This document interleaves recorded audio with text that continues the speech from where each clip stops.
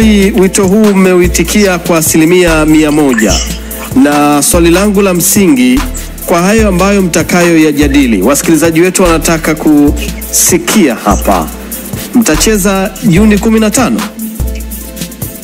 Kwanza sisi hatujui yapi yanakwenda kujadiliwa. Sisi tumeitwa kwenye kikao na kama uongozi wa Club Young Africans, jambo la busara ni kutii huo wito, kwenda kusikiliza kile ambacho bodi ya ligi wametuitia. Kwa hiyo tukishasikia sasa ndio tutakuwa kwenye nafasi ya kuamua hilo ambalo unalisema. Lakini msimamo wenu uko pale pale mpaka sasa? Haujafutika wala kubadilika hata nukta. Vile ulivyoandikwa ndivyo ulivyosomeka mpaka sasa hivi. Lakini mazungumzo huko yanaweza kubadilisha msimamo wenu? Sijui sasa ni mazungumzo ya namna gani. Yahusuyo masuala ya mchezo. Yahusuyo masuala ya mchezo. Acha tukayasikilize sasa. Namba 184. Yes. Acha tukayasikilize kwa sababu sisi tumeshatoa mwongozo wetu, shatoa direction yetu, matakwa yetu yameshawekwa mezani. Kwa hiyo mengine kama ni kusikilizwa, ni kufanyaje, hizo ni taratibu nyingine. Lakini kuhusu msimamo ulishatoka wa club. Na kitendo cha kuitikia wito ni ishara tosha kabisa kwamba mmechutama. Ndio tafsiri ambayo uko nayo. Nimekuuliza wewe. Kama ndio tafsiri ambayo uko nayo, basi mimi sina haja ya kuingilia kwenye mtazamo wako, Sheikh wangu. Na sisi tumepewa wito na tumekwenda kusikiliza huo wito. Na tunatamani busara itumike ili mambo yawe sawa sawa. Busara itumike unatamani? Ndio. Sawa. Kwa pande zote mbili muelewane, mkubaliane ili Juni 15 mbungi ipigwe. Unatamani? Natamani. Sawa. Ali, asante sana. Inatosha asubuhi ya leo. Tutazungumza baada ya kikao hicho. Shukrani. Haya, huyo bwana. Wanakwenda kwenye kikao, ndio, na wanatanguliza maslahi mbele ya club. Hiyo ndio kauli ya Yanga siku zote, kwamba maslahi ya club kwanza, na maslahi ya club ni kutokucheza. Kwa hiyo nasimama hapo, yani wao hakuna kucheza. Ndio mimi ninachotaka kuona ni hizo kanuni ambazo waliziweka zinaweza kutoa hukumu. Nimemuuliza maswali mengi sana, lakini swali ambalo nilikuwa nataka tu kufahamu mpaka kufika sasa wanaingia kwenye kikao, msimamo wao hatuchezi. Yani wao wametikia wito, hawawezi kubali maneno, pia inawezekana. Na kauli nasema itikia wito kataa maneno, inawezekana wakakataa wanachoambiwa. Hawajagomea mamlaka. Hawajagomea mamlaka. Ila kitakachozungumzwa ndani ya kikao huenda ndo wakapingana nacho. Unajua hichi kikao Yanga walitakiwa kuitwa mapema. Yaani mapema. Kwa sababu unajua kwa sababu ukiwaambia kwamba okay, tumieni busara, chezeni mechi tarehe 15. Leo tarehe ngapi Juma? Tarehe 9. Ile ni mechi ya dabi. Watu watakwambia hatuna maandalizi. Kwa sababu kama ni hichi kikao, bodi ya ligi walitakiwa kuwaita Yanga baada ya mechi kuahirishwa tarehe 8. Kwa kujibu hivyo itakuwa ni kiburi sasa. Kwa sababu leo tarehe 9 game tarehe 15 unasema hatuna maandalizi, nataka maandalizi ya mwezi mzima. Unajua kwa sababu gani? Paul Mkai. Naam. Hili jambo limetokea tarehe 8. Naam. Na baada ya kutokea tarehe 8 ulikuwa ni mvutano. Ukifanya research mpaka leo Yanga hawajui ni nini kilitumika kuahirisha ile mechi. Yaani ukifanya research hawajui ni nini na ni kanuni zipi zilitumika kuahirisha hiyo mechi. Huko kwa hiyo kilichotakiwa kufanyika baada ya tarehe 8 mechi kuahirishwa, bodi ya ligi walitakiwa kuwaita Yanga mezani. Bwana, tarehe 8 ilitokea hivi na hivi na hivi, mechi ikaahirishwa. Lakini tunapanga tarehe nyingine ya mchezo. Waliosababisha mechi inaahirishwa ni hawa na hawa. Walitukosea, sijui mabouncer, sijui nini. Tumewatandika adhabu. Jipangeni kwa ajili ya tarehe 15 mechi itachezwa. Lakini toka tarehe 8 mwezi wa 3 hakuna ripoti, ni mavutano mtandaoni. Yanga wanasema hatuchezi, bodi ya ligi wakipigiwa wanasema hatujapokea barua rasmi kutoka Yanga. Leo tarehe 9, bado siku 6. Of course unaweza kuhesabu hata siku 5. Unawaita watu kikao ndo wakae kwa ajili ya kujadili na kuwaomba wacheze mechi. Wakikudindia ni kiburi hicho. Kwa sababu kama ni busara itakiwa kutumika toka mapema. Lakini watu wamedelay, ilibidi watu waitwe, waliofanya makosa waadhibiwe. Lakini mpaka leo hakuna ripoti yoyote iliyotoka kwa nini mechi iliahirishwa.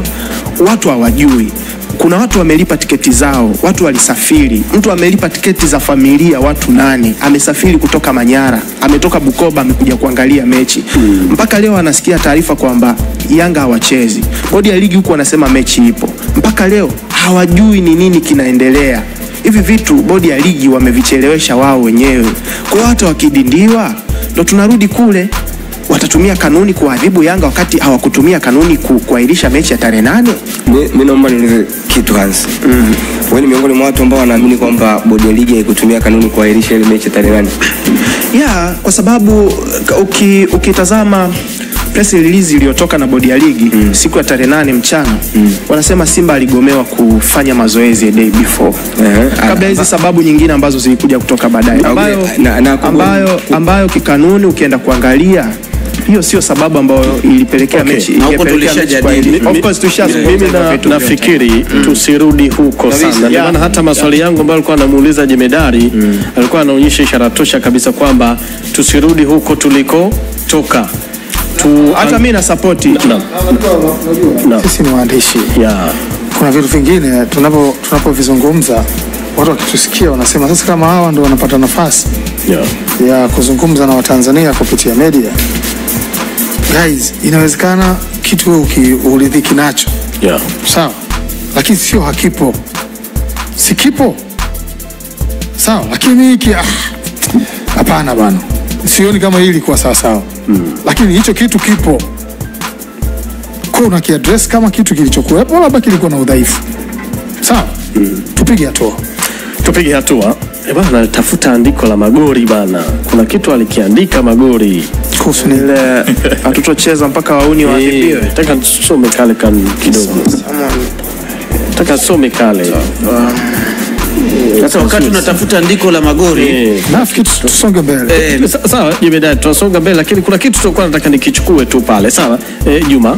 Ukihitaji ulinzi wa miradi, ukahitaji ulinzi wa shughuli ama ulinzi wa ofisi, ulinzi wa majumbani, ulinzi wa viwandani, ulinzi binafsi yani bodyguard, na ulinzi wa safari na dharura yoyote, basi wakati wako wa kuwasiliana na K4S Security.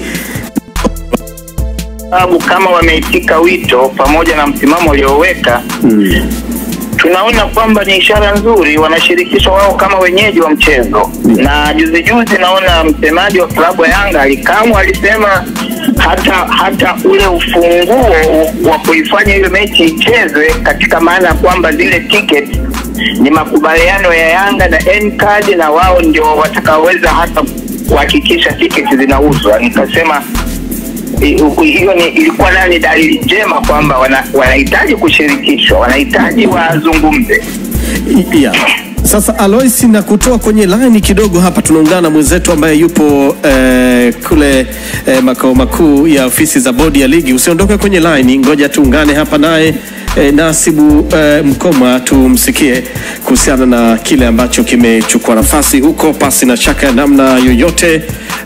Nasibu, unaweza kuungana nasi hapa ili tuzungumze nawe na mambo yawe safi kabisa. Ngoja turejee hapa kwa Nasibu Mkoma, manake kuna jambo ukiona anakuja hewani kama ambavyo tumekubaliana.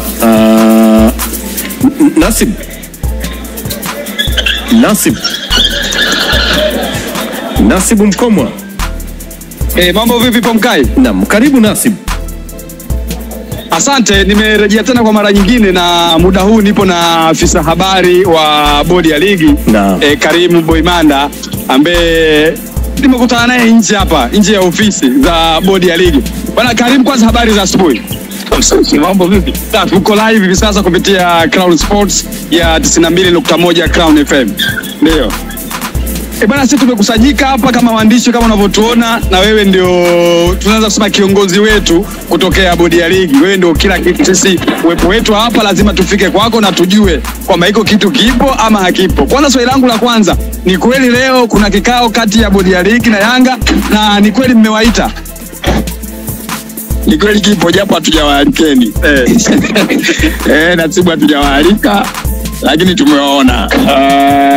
Na uzuri ni kwamba bodi ya ligi kuu Tanzania inafahamu mchango mkubwa wa wanahabari na vyombo vya habari kwenye maendeleo ya mpira wetu, na wakati mko hapa nje, mabosi wangu mimi walipita hapa wakawaona, na hata mimi nilipopita niliwaona na nikapewa maelekezo na mabosi wangu kwamba niwajuze kwamba kikao kweli kipo, japo hatujawaalika, lakini kwa kufahamu mchango wenu, basi baada ya kikao tutafanya briefing, kwa maana tutawaeleza kile ambacho imejadiliwa kwenye kikao.